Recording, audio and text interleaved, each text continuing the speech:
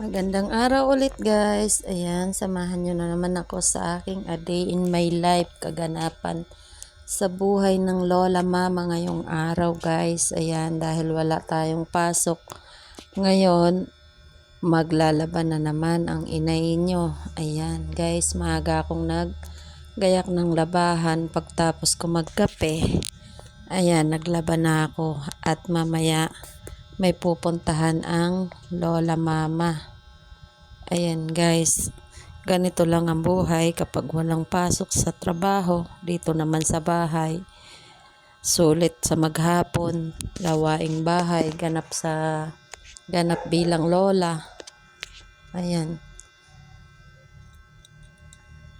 pag walang pasok bahay, pag wala sa bahay, nasa trabaho, pag wala sa trabaho, nasa bahay, ulit-ulit lang guys, ganyan lang ang buhay.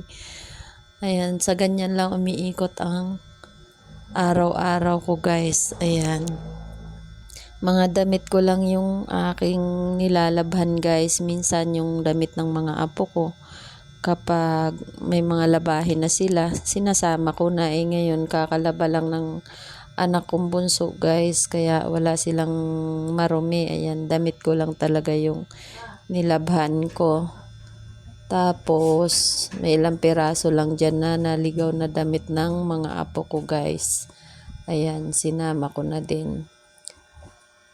Damit ko kasi guys, hindi ko na pinapalabhan sa anak ko. Kasi nga, yung dalawang anak niya malakas na magbihis. Saka syempre, silang mag-asawa pa. Kaya, sabi ko sa kanya, yung mga damit ko, wag na niyang lalabhan at kapag wala naman akong pasok, ako na lang yung maglalaba. Kawawa naman kasi guys, may anak siyang alaga, syempre. Tapos kapag wala naman ako, lahat trabaho niya. Yung asawa naman, syempre, naghahanap buhay. Kaya wala siyang sa pag-aalaga ng anak niya. Kaya ayan, sabi ko sa kanya para hindi na siya gaanong nadadamihan sa wag na niya sinasama yung damit ko guys. Ako na lang yung maglalaba. Ayan. Total naman sa loob ng isang linggo. Minsan naman guys yung minsan 2 araw ako walang pasok or 3 araw pa nga minsan, lalo kapag wala kaming maraming deliver. Ayan. Kaya may time naman ako maglaba ng mga damit ko guys. Ayan. Tsaka naman yung mas okay na rin na ako na yung naglalaba. Para baga syempre hindi na makadagdag sa trabaho ng anak ko guys. Ayan.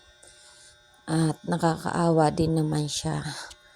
Ayan guys, sana po ulit support nyo po ako sa aking FB page at sa aking YouTube channel, saka po sa aking TikTok account guys. Ayan, maraming salamat po sa walang sawang sumusuporta po sa akin. Alam ko po nagsisimula pa lang ako, pero alam ko andyan din naman kayo at kasama ko kayo, hindi nyo ako iniiwan. Ayan, salamat ng marami. Ayan guys, pagkatapos ng Inday maglaba, nagpahinga lang ako ng konti kasi papasok yung aking apo.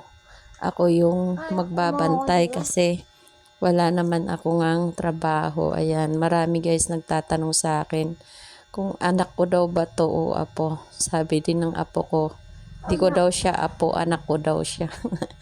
Anak ito guys ng bunso ko, pero sa akin siya lumaki, kaya ang alam niya, ako yung mama niya. Ayan, so yun lang muna guys. Thank you for watching again.